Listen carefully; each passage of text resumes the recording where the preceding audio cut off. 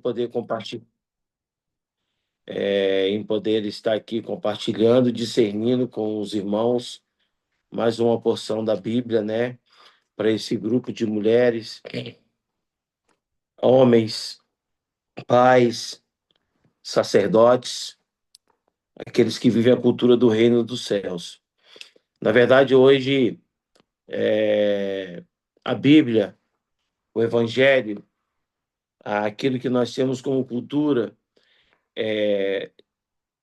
nós temos uma grande responsabilidade. Ministrar, falar sobre Deus, falar sobre a cultura do reino dos céus, sempre trouxe muita responsabilidade para aquele que tem esse encargo. Então, nós estamos vivendo num tempo onde a informação ela tem chegado de maneira assustadora até nós que somos os pais. A informação ela está chegando de maneira relâmpago aos nossos filhos. Então, nós precisamos ser cautos, precisamos ter muito cuidados e sermos bons analisadores da Bíblia e sermos bons comunicadores. O público mais complicado que hoje nós temos de comunicarmos a palavra de Deus, sobretudo nós que somos envolvidos no ministério, são nossos filhos. Nós precisamos ter uma cautela, precisamos pedir a Deus que Ele possa liberar sobre nós aqui. Paulo ele fala aos Efésios, no capítulo 1, versículo 17, que o Senhor libere sobre nós o espírito de sabedoria, o espírito de entendimento de Deus, para nós podermos liberar uma palavra e referenciarmos os nossos filhos de maneira correta. Então, hoje eu quero pensar um pouco com os irmãos um texto que está no Evangelho de São Mateus, no capítulo 24. Esse texto ele é muito relevante para nós e, às vezes, ele passa despercebido o começo, eu quero ler com vocês. Mas a história começa lá no capítulo 21 do Evangelho de São Mateus. A Bíblia diz que Jesus Cristo ele entra em Jerusalém e ali nós temos a grande entrada triunfal. O capítulo 21 do Evangelho de Mateus fala sobre a entrada triunfal em Jerusalém. Quando Jesus pede aos seus discípulos que peguem o jumentinho, Jesus ele entra em Jerusalém no jumentinho e todos aplaudem Jesus. A Bíblia diz que aqueles que conheciam, está no capítulo 21, só para resumir aqui, eu vou falando os textos e depois, se os irmãos quiserem analisar, eu vou ler como fonte principal o capítulo 24. Mas a história começa no capítulo 21. Jesus Cristo ele entra em Jerusalém montado no jumentinho. E aqueles que já ouviram falar de Jesus, aqueles que moravam em Jerusalém, a Bíblia diz que eles jogavam ramos de palmeira, que eles preparavam o solo para que Jesus passasse e gritavam: Hosana, bendito ao que vem das alturas, bendito ao filho de Davi. A palavra Hosana, ela significa vem e ajuda-nos. Hosana, vem e liberta-nos. Aqueles que ovacionavam Jesus, eles jogavam ramos de palmeira. E aqueles que não conheciam quem era, que eram os judeus helenistas, netos ou bisnetos de judeus que migraram para a Grécia ou para alguma das províncias romanas que era judaica, eles perguntavam: quem é esse? E eles respondiam. E quando Jesus entra em Jerusalém, há uma grande expectativa, né? Aqueles que dizem assim: Hosana, o que vem nas alturas, liberta-nos. O que eles estão fazendo, pastora Cris? Eles olharam a entrada triunfal de Jesus e falaram: olha, é a profecia de Zacarias, capítulo 9, versículo 9 e 10, que está se cumprindo. Zacarias, capítulo 9, versículo 9 e 10, fala que o jumentinho, que o libertador entraria em Jerusalém com aparência humilde, montado no jumentinho, e ele quebraria os arcos de Jerusalém. Mas acontece ao contrário. Ou seja, o começo da profecia, ela se cumpre. Jesus, o Messias, o libertador entra. Mas o que acontece é que o povo achava que Jesus ia entrar naquele cenário para suprir uma necessidade ou uma expectativa que eles tinham. A expectativa que eles tinham não era de um Messias que seria morto na cruz, que seria humilhado, que seria apedrejado. A expectativa que eles tinham é que aquele libertador, alguém da raiz de Davi, entraria montado no jumento, levantaria uma espada, lideraria uma revolução, quebraria os arcos de Roma. Nesse período, Jerusalém passava por uma opressão e uma dominação severa de Roma. Então eles acreditavam que Jesus entraria e iria para a direita, iria lutar, iria levantar uma espada e ia libertar os judeus. Mas Jesus ele faz totalmente o contrário da expectativa daqueles que acreditavam que Jesus ia lutar pela causa deles, da maneira que eles queriam. Jesus vai para a esquerda. Logo quando Jesus entra, ele encontra tudo menos a devoção da maneira correta. Ele encontra cambista, ele encontra homens fazendo negócios. O que acontecia ali naquela entrada era o seguinte: a pessoa chegava com o animal, os funcionários dos sacerdotes estavam na entrada do templo, que era a festa da Páscoa, e ele falava assim: olha, esse bode que você trouxe, ele tá bom, mas ele tem uma manchinha. Então, o que eles faziam? Olha, nós temos outro bom aqui. Eles vendiam outro animal para o sacrifício. Então, é isso que Jesus fala. Olha, o que vocês estão fazendo aqui? Vocês transformaram em casa de cambistas. Jesus ele tem uma discussão severa com os fariseus. Eles acham que Jesus vai para a direita para combater os romanos. Jesus vai para a esquerda. Por quê? Porque o tratamento de Jesus, antes de Jesus, Deus, o Pai, tratar com o mundo, primeiro ele vai tratar com a igreja.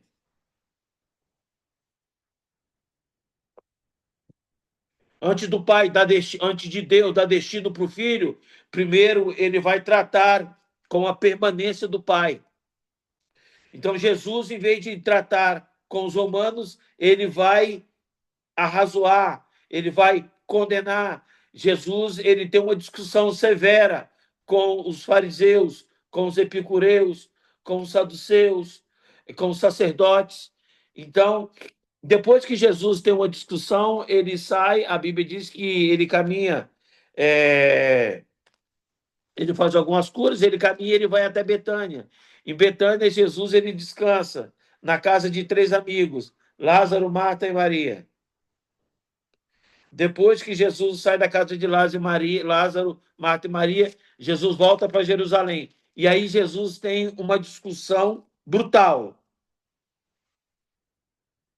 Jesus ele censura os escribas e os fariseus. Jesus começa a denunciar o estilo de vida. Jesus começa a denunciar o comportamento.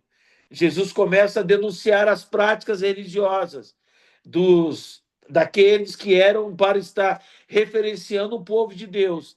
E quando Jesus acaba toda aquela discussão, logo no começo do capítulo 24, Jesus está saindo do templo, pastora Cris. Quando ele está saindo do templo, talvez os discípulos vendo Jesus triste, porque, sabe, Jesus pega todo aquele cenário, todo aquele comércio, todo aquilo que era girado em torno da Páscoa, sabe, do Êxodo, uma festa que eles celebravam a libertação do povo judeu. Lá no capítulo 12 do Êxodo, nós vemos a saída do Êxodo. Uma celebração linda. Jesus pega o negócio tudo mudado em Jerusalém. A forma está mudada. Jesus ele censura, Jesus discute, Jesus condena, Jesus diz: faça o que eles dizem, mas não faça o que eles fazem. Hipócritas e fariseus, vocês são um sepulcro caiado. Então, você imagina, emocionalmente Jesus estava desgastado, Jesus estava frustrado. E aí eu acredito que numa tentativa de ajudar o mestre, quando está saindo do templo, Coitado do discípulo. Os discípulos também passavam mal na mão de Jesus.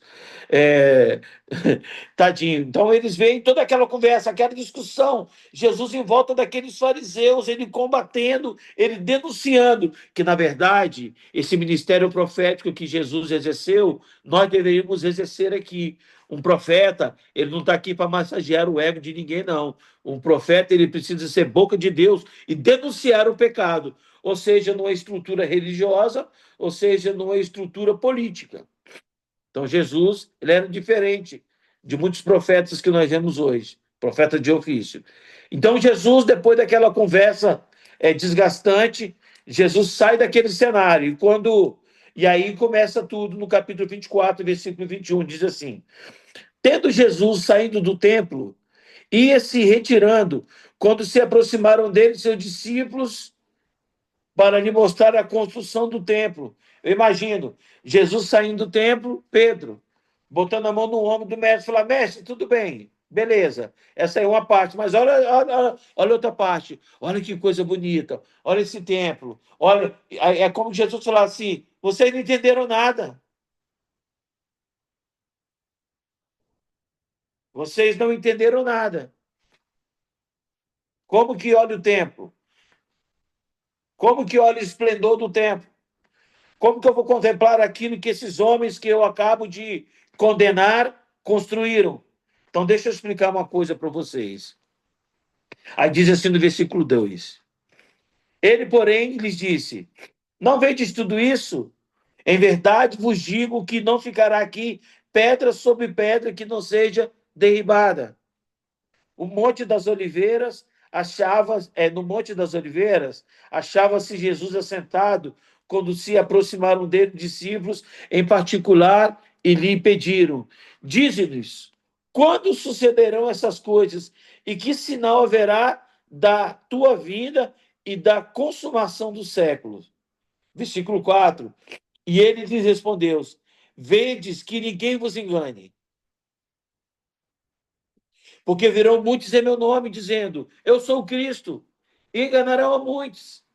E certamente ouvireis falar de guerras, de rumores de guerras. Vede, não vos assusteis, porque é necessário assim acontecer, mas ainda não é o fim. Porquanto se levantará nação contra nação, reino contra reino, haverá fomes e terremotos em vários lugares. Porém, tudo isso é o princípio das dores. Então sereis atribulado e vos matarão. Sereis odiado de todas as nações por causa do meu nome. Nesse tempo, muitos hão de se escandalizar, trair e odiar-se uns aos outros. Levantar-se-ão falsos profetas e enganarão a muitos. Só até aqui. Na verdade, os discípulos eles não tinham nem ideia de o que era essa história da cruz. Nessa parte da história, os discípulos não tinham nem ideia do que era a ressurreição de Jesus Cristo.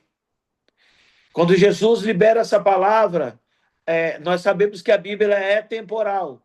O tempo dessa palavra era para a destruição do templo de Jerusalém, da cidade de Jerusalém, que aconteceria, segundo a profecia, depois de 70 anos que Jesus fosse assunto aos céus, Roma entraria em Jerusalém, ele destruiria o templo e tacaria fogo no templo, e com carros de arar o campo, eles passariam no lugar que era o templo. Por isso que até hoje não se sabe a localização do templo de Salomão, porque na última destruição de Jerusalém, eles araram a terra, eles acabaram com todas as fundações. Então Jesus está falando assim: olha, não ficará pedra sobre pedra, mas acautelai-vos,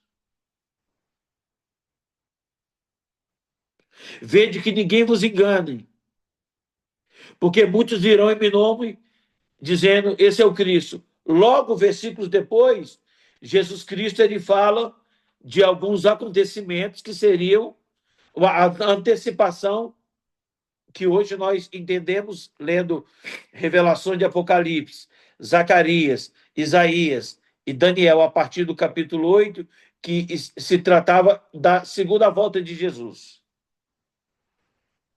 E ontem eu estava falando com a igreja. Nós precisamos fazer que nossos filhos entendam sobre o que Jesus está falando aqui para os discípulos.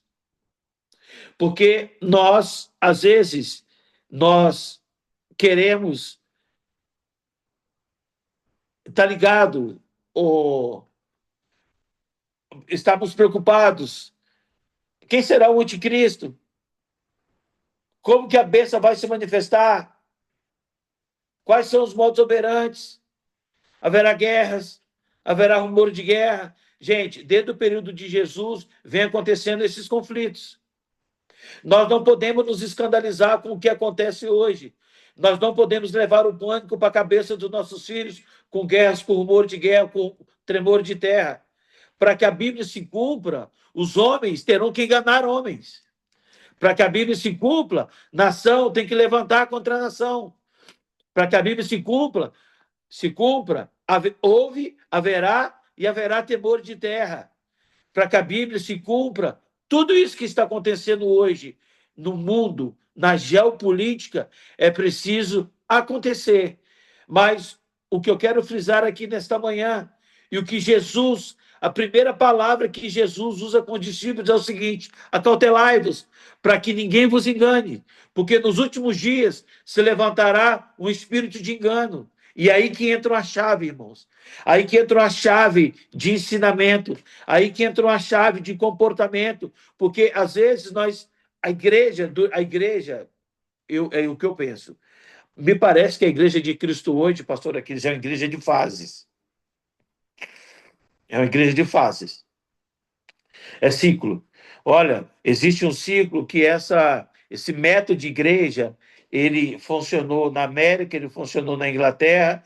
Vamos jogar esse método de igreja para todo mundo.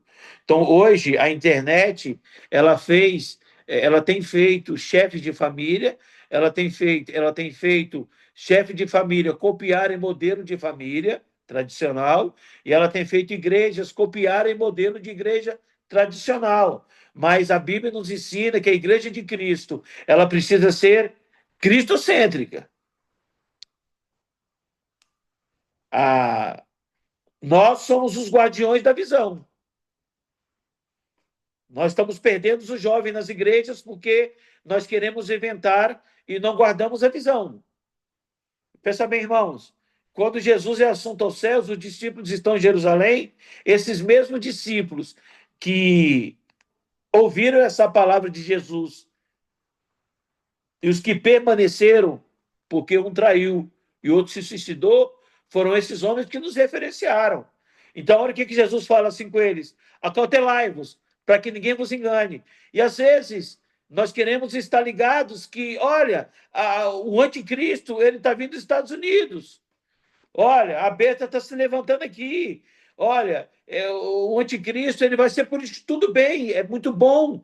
Nós temos esse conhecimento. Mas o que Jesus diz assim: escuta, acautelai-vos, se preparem para que o espírito de engano não tome conta da mente de vocês. Sabe, irmãos, o engano ele é o derivado da mentira. Eu estava falando ontem com a igreja. Algumas pessoas têm mania de falar assim: olha, eu estou lutando contra a tentação, eu estou lutando contra o diabo, eu estou lutando contra as adversidades, mas Deus, ele nunca mandou a gente lutar contra o diabo. Ele falou bem assim: resistir ao diabo, que o diabo fugirá de vós. Resistir ao diabo, que ele fugirá de vós. Eu vi uma série, né? Vocês que estão na Inglaterra devem ouvir falar muito mais do que eu, os que estão na Inglaterra. Pela segunda vez, assisti o documentário de Gandhi, 3 horas e meia, Mahatma Gandhi, o homem que ganhou o Prêmio Nobel da Paz, que libertou um país sem levantar um braço. Um braço. E quando começa a opressão britânica, eles falam bem assim: mas Gandhi, nós não vamos reagir. Ele fala bem assim: escuta, quando nós resistimos a uma opressão, Aquele que sofre uma opressão e uma perseguição, que tem uma convicção no seu coração, ele deve resistir à opressão até que o opressor desista. Parece que Gandhi leu a Bíblia. Porque a Bíblia diz assim: resistir ao diabo, que ele fugirá de vós. Por que Deus liberou essa palavra? Porque o homem não tem capacidade física, mental, para lutar contra o diabo. Então, qual a maneira de nós resistirmos ao diabo? Estando cheio de Deus. Resistir ao diabo, que ele fugirá de vós. É o mesmo Paulo fala assim. Portanto, não se embriagueis com o vinho no qual há dissolução. Creio que é Gálatas 5, não sei, por aí. Mas enchei-vos do Espírito Santo, salmodiando, amando os irmãos, cantando e falando em línguas. Então, a Bíblia, Jesus diz: acautelai-vos, que nos últimos dias se levantará um espírito de engano, o espírito da mentira. Sabe, irmãos, a única maneira de se combater a mentira é falando a verdade. E a única maneira de falar a verdade é ter a propriedade da verdade. E onde é que nós encontramos a verdade aqui? Na centralidade bíblica. Sabe? E hoje nós temos um grande desafio com nossos filhos. Eu costumo dizer aqui para a igreja, pastora Cris, que a geração de nossos filhos é a geração que vai promover a volta de Jesus.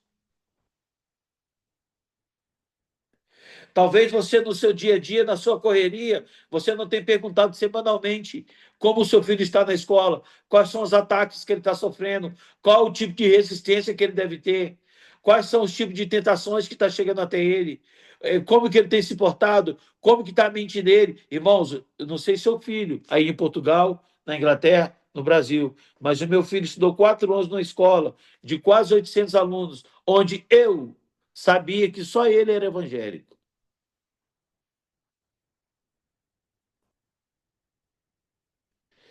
E aqui ele chegava na escola 8 horas da manhã e saía 4 horas da tarde. Aquilo que nos alimenta é que vai nos fazer mais forte.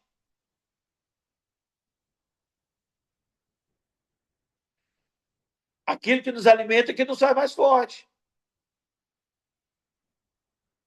Hoje, a internet ela tem determinado um padrão de beleza para a menina. Hoje, a internet tem determinado um padrão de estética para os meninos. Hoje, a internet tem determinado um padrão de corpo. Tem uma série aí na Inglaterra que fala sobre aquele adolescente que foi preso. A senhora viu, pastora? Você tem que ver. Aí na Inglaterra, esqueci o nome, se alguém tiver lembrado, escreve aí.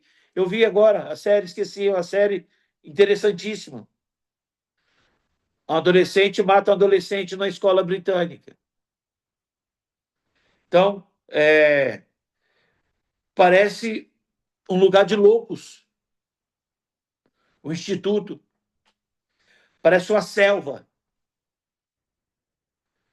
Sabe, irmãos? Adolescente, muito obrigado, é isso aí. Adolescente. Essa série é muito forte. Essa série mostra, por exemplo, eu costumo dizer que é o seguinte: pode assistir, é muito forte.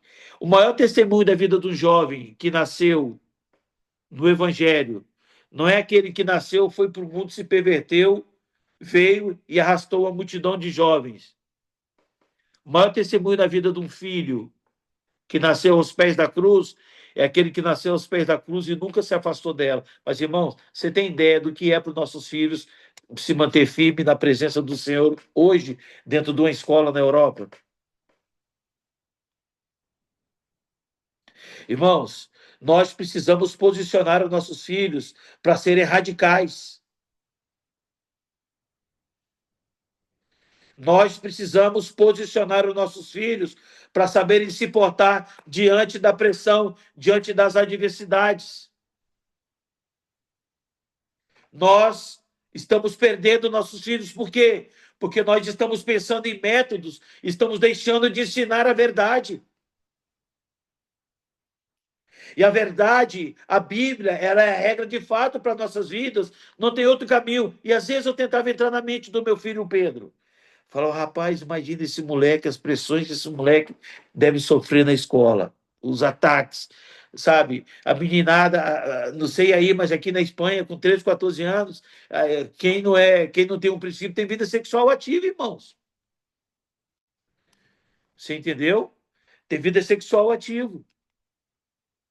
Se fuma, eu falo pendrive, essa porcaria. Se fuma isso aí com 13 anos de idade. As pressões que eles sofrem no ambiente acadêmico são muito fortes. Então, as nossas casas, elas precisam se transformar em uma embaixada do reino de Deus. Sabe, irmãos, nossos filhos, eles precisam estar completamente convictos de uma cultura, da cultura do reino dos céus. Uma cultura de fé. Sabe, nós não estamos criando nossos filhos para irem para o mercado, disputarem o mercado laboral, serem narcisistas, serem egocentristas. Eu quero o melhor posto de trabalho, porque meu pai, ele me posicionou para ter o melhor posto. Não, o seu pai, ele te posicionou para você amar a Jesus Cristo, a Deus acima de todas as coisas. O ambiente das 7 esferas que o meu filho tiver inserido, ele vai ter que reproduzir atos de justiça.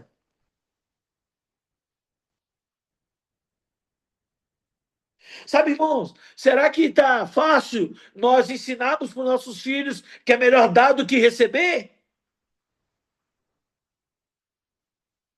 Será que nós conseguimos ensinar para os nossos filhos, na verdade? Será que nós conseguimos ensinar os nossos filhos, na verdade, que se alguém na escola bater numa face dele, ele vai ter que dar outra face? Irmãos, é perseguição na certa.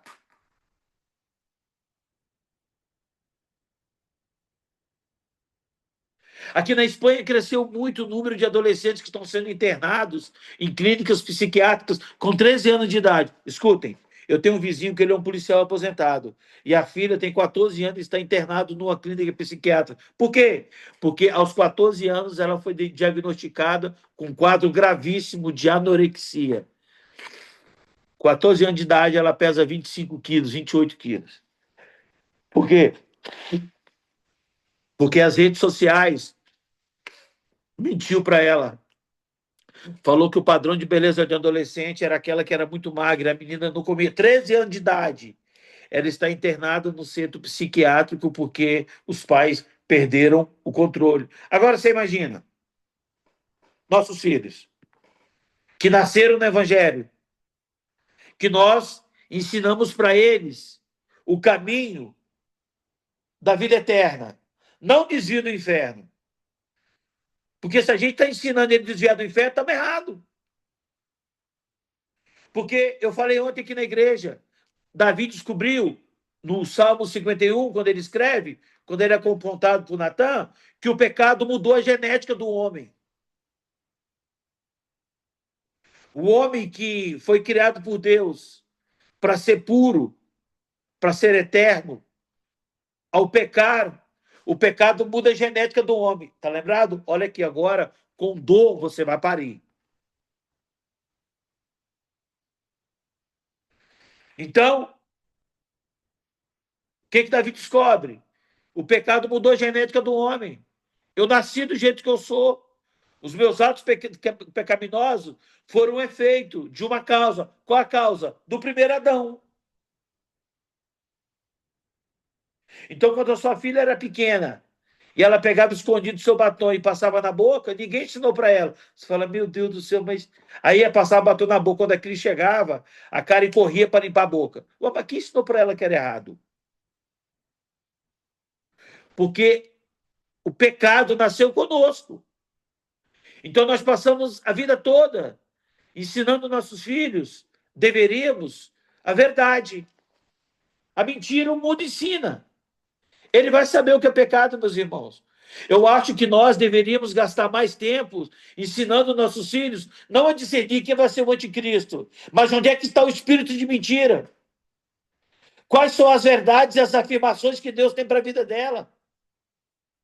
Ela é o que a Bíblia diz que ela é? Ela vai onde a Bíblia diz que ela vai? Ela tem o que a Bíblia diz que ela tem? Então, às vezes, nós ensinamos os nossos filhos a serem narcisistas. Às vezes parece que nós não estamos ensinando nossos filhos que é melhor dar do que receber.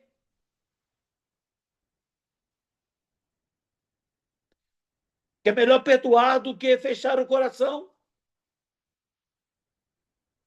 Sabe? Nossos filhos vão doutrinar os seus amigos na escola, não com aquilo que ele fala, mas com o estilo de vida, com o comportamento.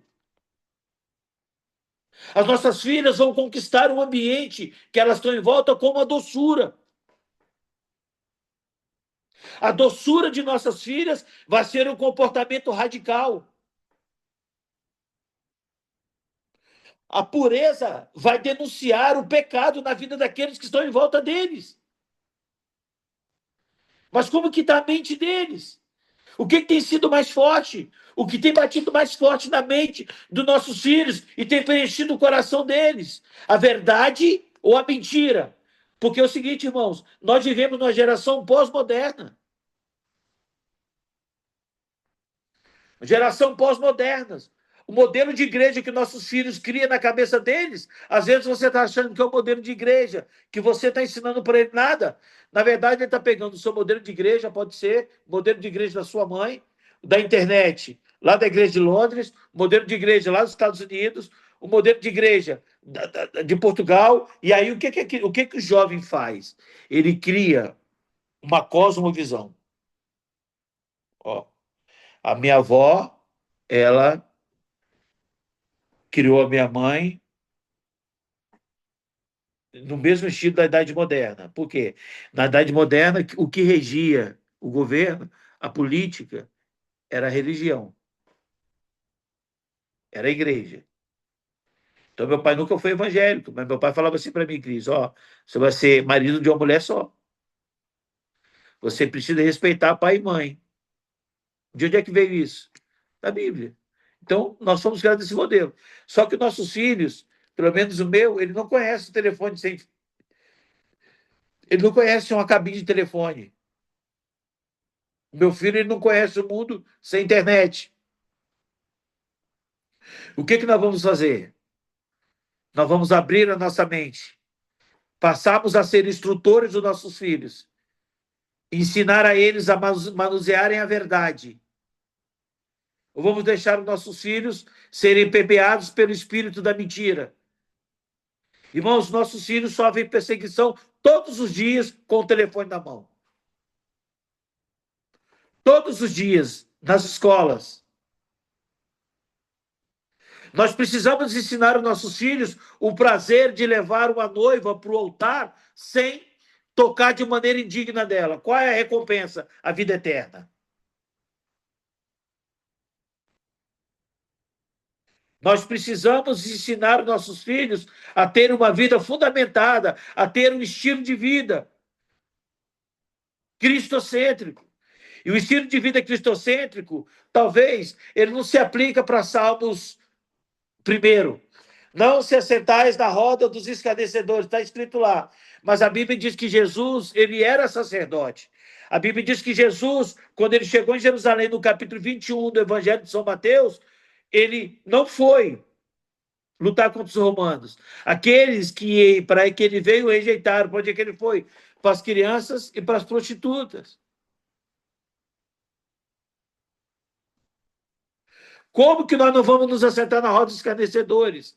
Aquele que é da sua família, que não vive a mesma cultura, mas vive em bebedice, está na roda dos escarnecedores. O que você vai fazer? Você nunca mais vai no aniversário na casa dele?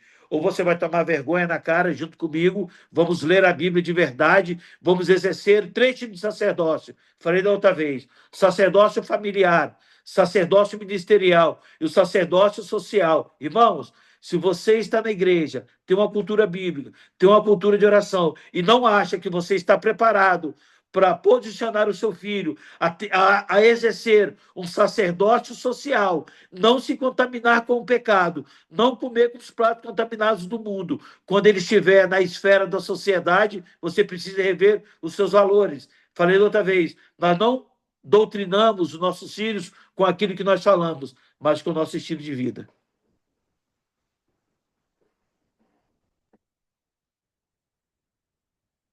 Às vezes, o seu filho vê você fazer tudo durante a semana, mesmo menos abrir uma Bíblia. Talvez o seu filho está chateado com você porque você está irritado, né? Ele não sabe, mas você pela internet vê as informações do mundo, né? As informações do Brasil que está muito divertido agora. Tudo isso, do mundo, geopolítico e tal, está no telefone. Aí você dá maior bronca. Mas faz quanto tempo que você não dá uma bronca no seu filho, que você está lá dentro do seu quarto, ó, com a porta fechada, com o seu joelho dobrado, ou sentado na sua mesa com a sua garrafa de café, lendo a sua Bíblia, orando, seu filho te incomodando. Faz quanto tempo que você não abre a porta e fala, meu filho, por favor, pai me falou que quando ele estiver aqui, ó, conversando com Deus, que deixa ele em paz. Faz quanto tempo que isso não acontece? Acautelai-vos, irmãos, para que ninguém vos engane. Porque nos últimos dias muitos virão em meu nome, mas não serei eu. Irmãos, Paulo diz que quando Jesus voltar, só será pego de surpreso aqueles que são displicentes, porque todos saberão, a Bíblia diz que o anjo tocará uma trombeta nos ares, todos saberão que Jesus está voltando. Essa história que, meu filho, cuidado, hein? Uma hora ou outra Jesus vai vir, só chegará, só será pego de surpresa aquele que não se preparou. Nós nos preparamos muito com o futuro dos nossos filhos, mas escuta aqui: se você deu a base para o seu filho, ele pode andar por onde for, mas ele sempre vai voltar à origem. Uma base sólida se constrói com a Bíblia. Um fundamento sólido se constrói com aqueles que escreveram os profetas. O conhecimento da graça revelada sobre nós, ela vem a partir de examinar os evangelhos, de examinar o Novo Testamento. Irmãos, pelo amor de Deus, nós precisamos voltar ao evangelho, nós precisamos voltar a ensinar os nossos filhos a se posicionarem, a ter uma cultura bíblica, a ter uma cultura de oração. A única maneira de combater a mentira é com a verdade, e a verdade está na Bíblia. Portanto, conhecereis a verdade, que a verdade vos libertará. Mas o que liberta é Jesus. Mas se você não conhecer a verdade, você não vai conhecer a Jesus.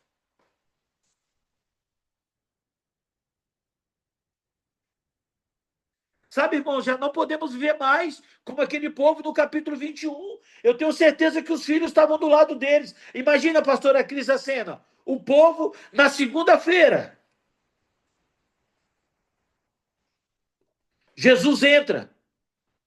Todos aplaudem Jesus. E dizem assim, bendito é o que vem das alturas. Ó o libertador. Eu chamo isso de transtorno bipolar coletivo. Na segunda-feira, todos falaram bem assim, nosso rei. E na sexta-feira, estavam jogando pedra e falando assim, crucificam! Eu amo na segunda-feira e na sexta-feira eu odeio a morte. Imagina a cabeça das crianças que estavam ali. Vocês imaginam o nosso a cabeça de nossos filhos? Nós somos 100% responsáveis pela formação cultural com relação ao reino de nossos filhos. Você imagina uma semana meu filho me veio amando a Jesus, na outra semana veio excomungando a Jesus.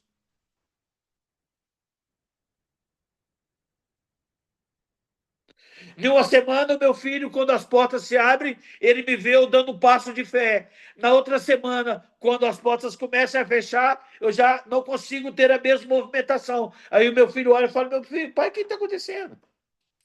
Às vezes nem fala, fica aqui na cabecinha dele falando assim, esse tipo de evangelho, esse tipo de Deus, eu não quero servir ele, não, ele é muito inconstante, ele é muito ruim, ele é muito mau.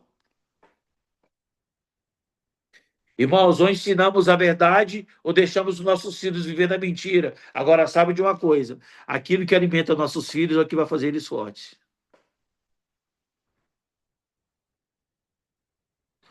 Não é fácil você pegar um adolescente e fazer ele ler a Bíblia 2 horas todo dia, 1 hora. Não é fácil.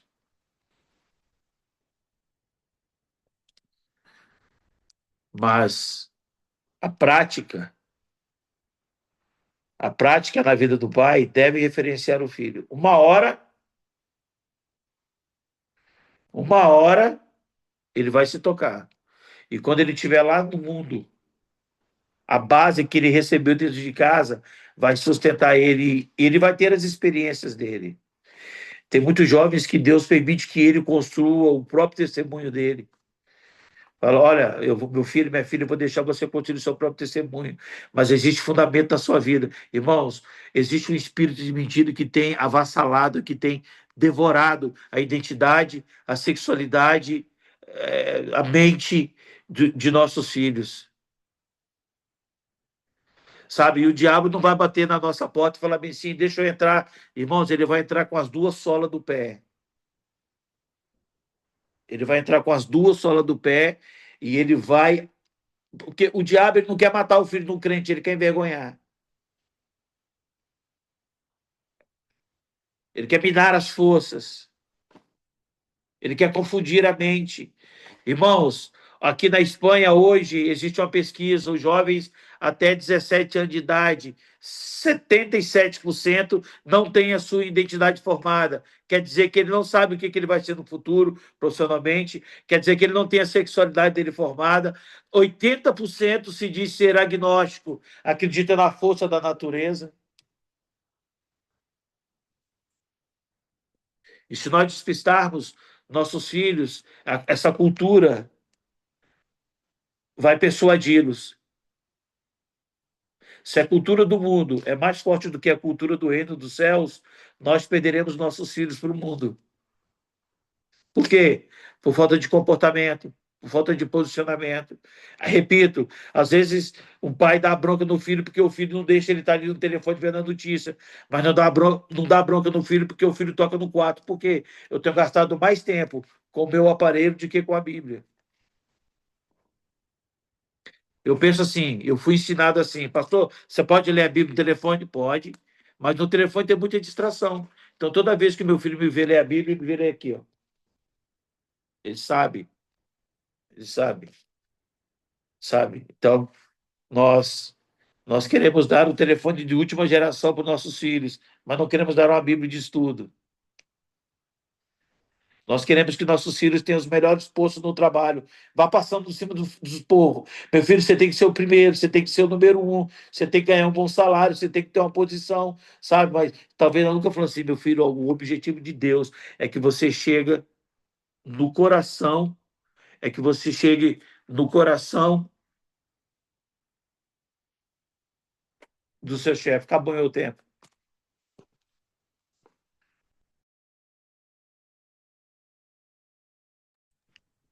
Cris, Oi, pastor. sumiu aqui meu vídeo. Sumiu, O é. quê? Oi, Cris. O que foi feito aqui?